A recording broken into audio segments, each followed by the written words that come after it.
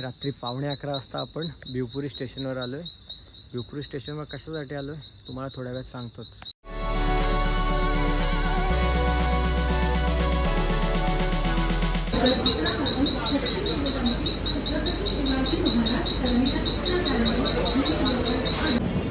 हे नेट 11:15 झाले, 10:30ला.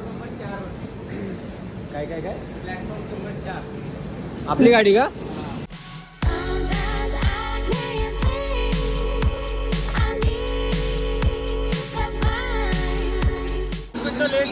किती? 21 मिनिटं. ओके मित्रांनो, 12:45ला गाडी आपली कल्याणला पोचते आणि डायरेक्ट एकदम लास्टला जायचं आपल्याला.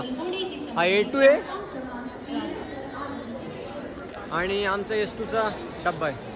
तर डायरेक्ट प्लॅटफॉर्मच्या एंडला जायचं आहे. चला पोचतो डायरेक्ट ट्रेनमध्ये.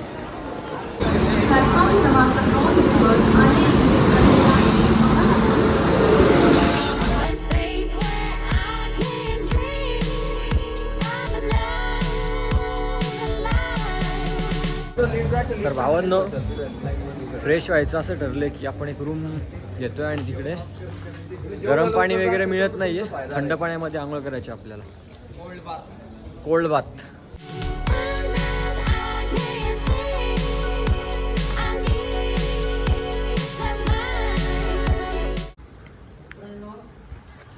साडेसहा वाजलेत. 6:30 वाजता आपण रूमवर फ्रेश झालोय. आपली पोरं पण फ्रेश होतात, आपण मग फ्रेश झालोय मस्तपैकी. कपडे बिपडे घालून आता आपण फार काय लांब नाही आहे. हे बघा समोरच तुम्हाला दिसतंय, हे त्र्यंबकेश्वरचं मंदिर आहे. तुम्ही मोजून एक 200 मीटर अंतरावर आपल्याला रूम भेटलेली. तर तेच फ्रेश होतो आणि डायरेक्ट आता त्या होतो मंदिरामध्ये. बॅग वगैरे सोबत कॅरी करतोय. जिकडे आपण पूजेची थाळी घेऊ तिकडे आपण आपले बॅग आणि शूज ठेवून देऊ आणि दर्शन झाल्यानंतर परत येऊन कॅरी करून निघून जाऊयात. आणि हा बघा, हा इकडे ब्रह्मगिरी पर्वत. पण ही जी आपली ट्रिप आहे ना ती खूपच जास्त शॉर्ट आहे, त्याच्यामुळे पॉसिबल नाही आहे ब्रह्मगिरी पर्वताचा ट्रेक आपण आज करू. सो बघूयात, फ्युचरमध्ये आपण नक्की करूयात. नक्कीच करूयात.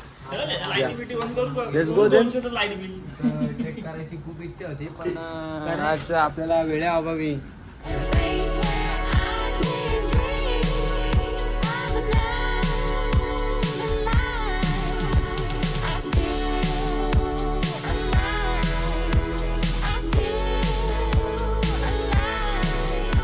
मित्रांनो, या शॉपमध्ये आपण आपलं बॅग आणि अदर स्टफ जमा करून ठेवलेले आहे. आणि समोरच आहे त्र्यंबकेश्वर मंदिर.